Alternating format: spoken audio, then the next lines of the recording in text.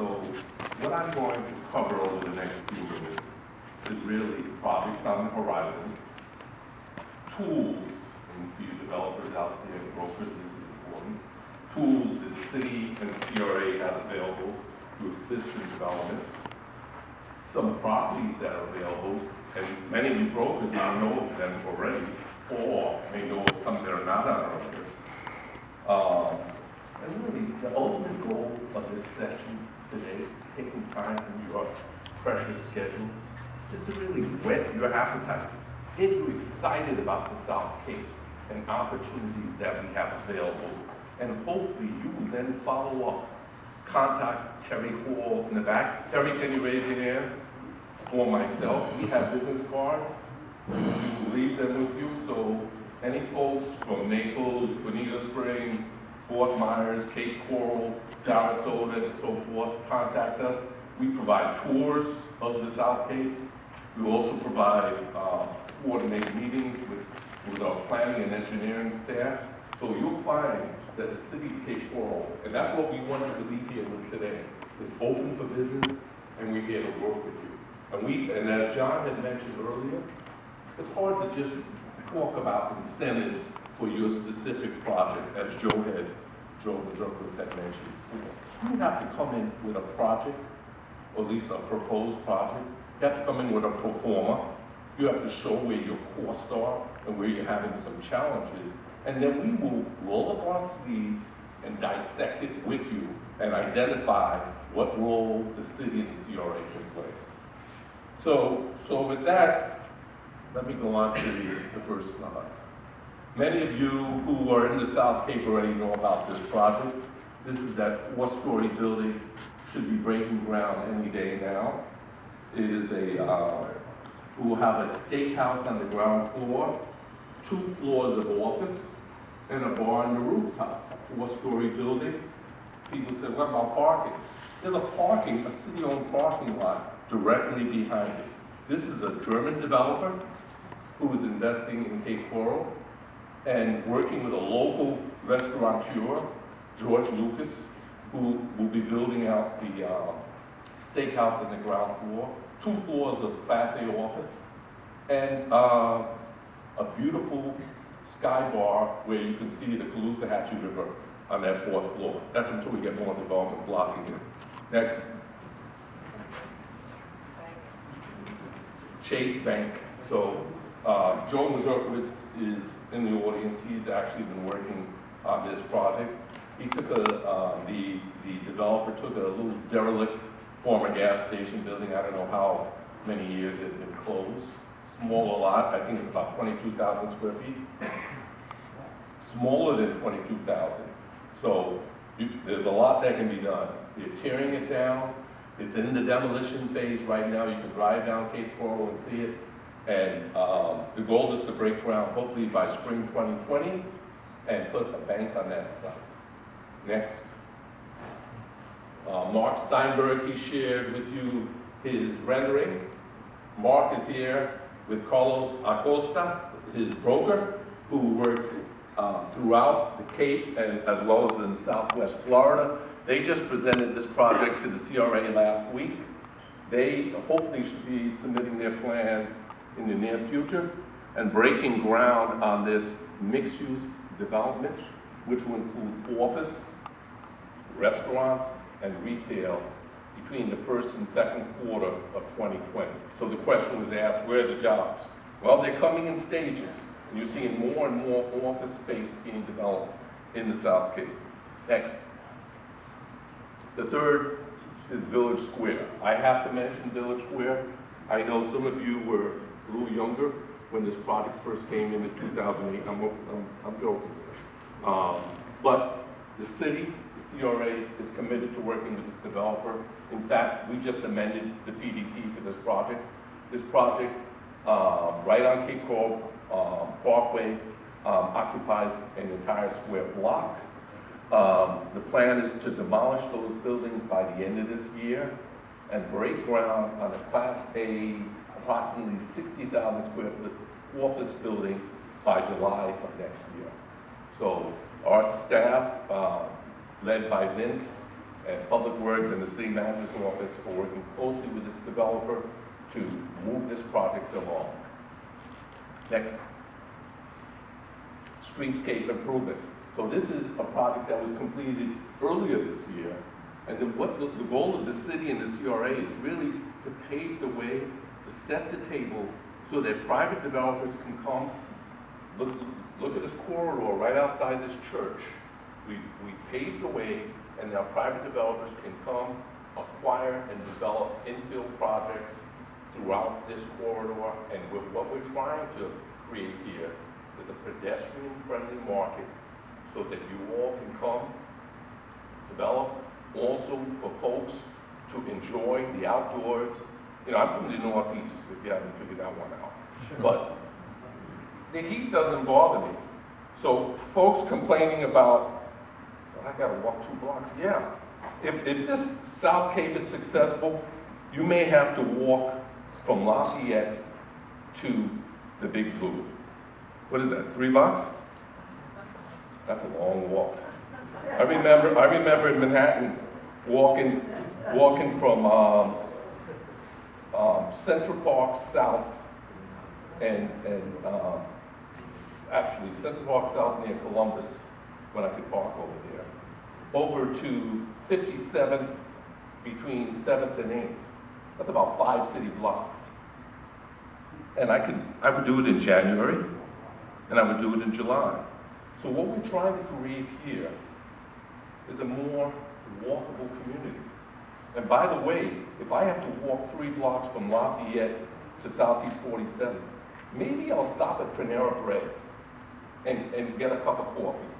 Or maybe I'll do some window shopping and hit one of those retail shops on my way. So the whole goal is to get people to get out and to experience the South Cape and start patronizing businesses. I was in downtown Naples, was that 5th Street? And I saw, wow, I said to my wife, look at this downtown. And guess what? They had a lot of traffic. A lot of traffic. They only have 2 lanes. 2 lanes, go 1 lane in each direction, it takes you out to the beach. I don't hear any complaints. They have traffic. I saw like 2 vacancies, 2 commercial vacancies within a 6-block area. That is a strong market. That's what we want to emulate here, at least I hope. Next. So the question was asked, why the South Cape? I shared some of the investments that the CRA and the city have been making. You heard from Vince about the pro-development regulations that the city has implemented. Incentives, we can talk incentives, one-on-one, that we have available, and quality of life. I've been talking about quality of life all along, getting you out of your cars and getting you to walk and to experience all the great attributes that the South Cape has to offer. Next. So many of you developers who work in CRAs or downtowns know about TIF, tax increment financing. I worked in South LA, or some people call South Central Los Angeles, from University of Southern California, USC, south to the 105, where the LAX is, Compton, I'm not Compton, South Central LA. From the 110 freeway to the 405. I know for people who don't know the West Coast, they may not be able to appreciate that. There's well over 1 million people in that area. And this was between 2005, 2008. I facilitated probably close to 2,000 units, and with multiple developers. And this area had a stigma attached to it, a negative stigma. Yet still, there was growth taking place, people being forced out of the San Fernando Valley, and those folks who did not want to travel from San Bernardino and Riverside County. Sorry for using West Coast geography here, but it's the same thing. I can share the same thing from New York, from Suffolk County, where I grew up, Bay Shore, West Islip, people who aren't using the LIR or the Southern State or the LIE to get to Manhattan. Same thing in Fort Lauderdale. People traveling from Miramar Pembroke Pines, having to get to Fort Lauderdale and Miami. So what we're trying to do here is create an environment where employers are drawn here. The workforce is here. We're the largest city in Lee County, close to 200,000 people and growing. And we have opportunities for businesses to expand here. So our team is proactively working to attract more industry here, but at the same time, create an environment where you can come and develop housing for folks. Next. All right, so I'm going to highlight some properties that are available, including some what I would call mixed-use opportunities. Next. Next. So Bimini West. I think I've spent more time in this property since I've been working for the city than any other property. This is a 5.5 acre site, privately owned. We met with the property owner yesterday. He's ready to do a deal. All right, you have all the zoning in place. You can go 160 feet or 125 units to the acre. I'm not going to talk about incentives that we can offer, but John shared with you, we want to see this project move forward. It's waterfront, so there are opportunities for restaurants, mixed use, high density development. You can see me right after this meeting, can put you in touch with the property owner, and once you get your site plan and your pro forma together, we can sit down and meet. Next. This is a 17-acre property. 90% of the parcels are owned by one owner. He is looking to sell all of it. Now, it's got a few heres on it. The heres are, it's got tenants. It's got housing. However, from what I understand, he's got short-term leases on them. So there is an opportunity to acquire these properties and work something out with the property owner. But during that period, you can come in and meet with us, and we can talk about how we can help you fill that gap. Next. Someone briefly mentioned parking lots and so forth. We haven't reached that point. John shared with you, we're doing an RFP for a parking study. But when you look at the Bimini sites, and then you look at these parking lot sites, and Art shared with you an example of a 30,000 square foot building footprint, 300 by 100, that could be placed on a parking lot. There are opportunities there as well. I'm not going to go into negotiations with you, but if development does occur on a lot, we will ensure that at minimum, the parking stalls we have today there are reproduced in the new development. Next.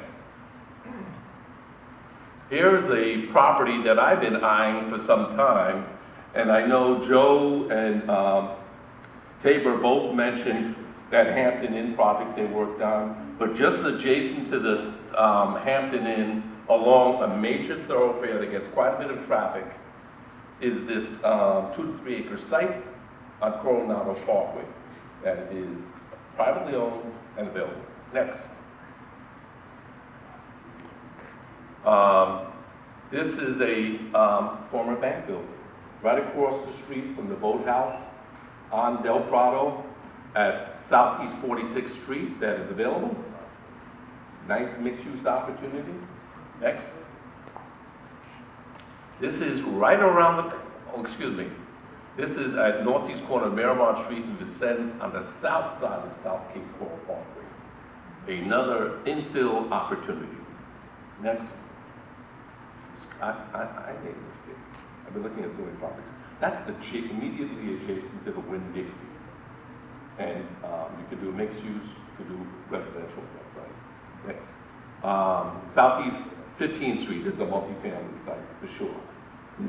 This is just west of Del Prado Boulevard, undeveloped. There are actually 2 parcels, one across the street from each other, that could be acquired and developed. They're both on the market for sale. Next. And that's it. I'll take any questions. Did I leave you speechless? Yes.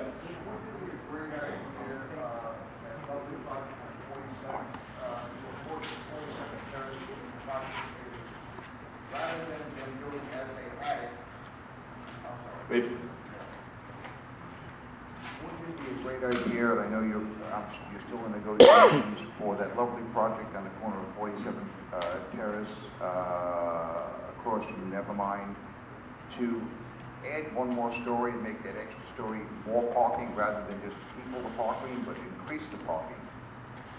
Now, the same amount of residential, but instead of being one level of city parking, equaling the parking we're losing, it's just a few more pilings, a little bit more concrete, and you can put another level of parking and double the parking you had there. That would be a very tremendous benefit to the city.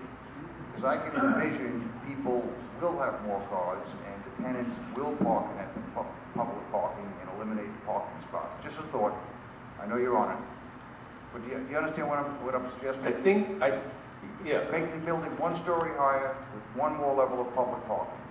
Doubling the parking that's available to the public rather than just substituting inside parking.